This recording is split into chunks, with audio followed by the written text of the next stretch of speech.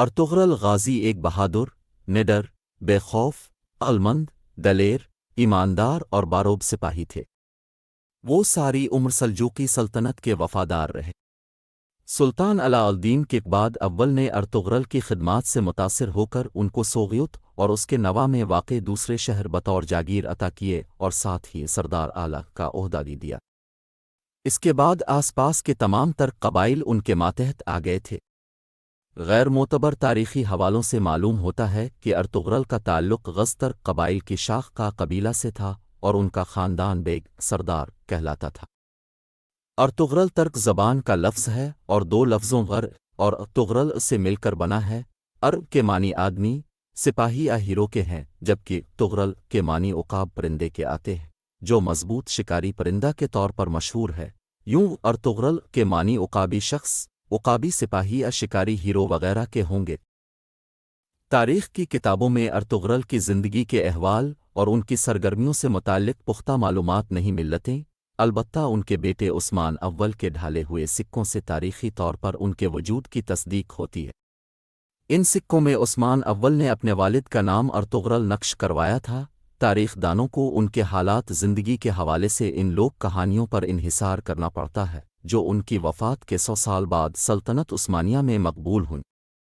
ان لوک داستانوں کی درستی پر بھی کئی طرح کے شبہات ظاہر کیے جاتے ہیں۔ عثمانی روایات کے مطابق ارطغرل اپنے والد سلیمان شاہ کی وفات کے بعد اپنے رفقا کو لے کر سلاجقہ روم کے پاس گئے اور ان سے زمین کا مطالبہ کیا۔ چنانچہ انہوں نے سوغیت کی زمین ارطغرل کے حوالے کر دی جو اس زمانے میں بازنطین سلطنت کی سرحد پر واقع تھا، اور ارطغرل کو اس کا سردار بھی مقرر کر دیا۔ بعد ازاں اس سرزمین پر کچھ ایسے واقعات پیش آئے جو آگے چل کر سلطنت عثمانیہ کی بنیاد کا سبب بنے۔ اسلام کی سربلندی کی خاطر ارطغرل اور دیگر عثمانی سلاطین کی مجاہدانہ سرگرمیوں کی بنا پر عموماً ان کے ناموں کے ساتھ غازی کا لقب لگایا جاتا ہے۔ ارطغرل غازی عمر بھر سلجوقی سلطنت کے وفادار رہے، لیکن ان کی زندگی کے آخری ایام میں سلجوقی سلطنت اپنی آخری سانسیں لے رہی تھیں اور منگول سلطنت نے پورے اناطولیہ، موجودہ ترکی، پر قبضہ کر لیا تھا، جو ان کے لیے سخت تشویش کا باعث تھا، اور ان کی آرزو تھی کہ ایک عظیم اسلامی سلطنت کا قیام عمل میں آئے۔ چنانچہ ارطغرل کے سب سے چھوٹے بیٹے غازی عثمان اول نے ان کا یہ خواب پورا کیا اور ایک عظیم الشان سلطنت عثمانیہ کی بنیاد رکھی۔ وفات کے وقت ارطغرل کی عمر 90 سال سے زیادہ تھی۔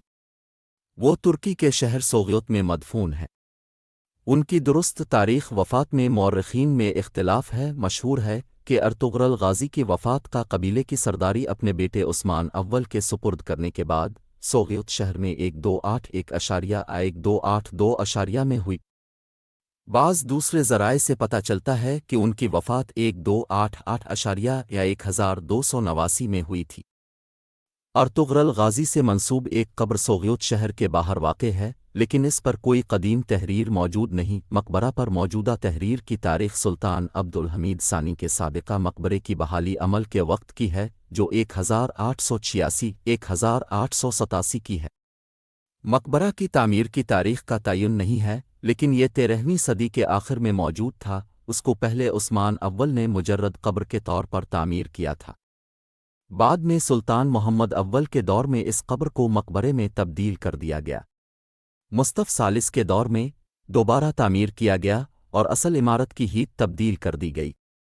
1886 میں سلطان عبد الحمید دوم نے اسے بحال کیا اور وضو کرنے کے لیے اس میں پانی کا چشمہ شامل کیا گیا۔ بر کا نمونہ مسدس شکل کا ہے، جس پر ایک گنبد بنایا گیا ہے۔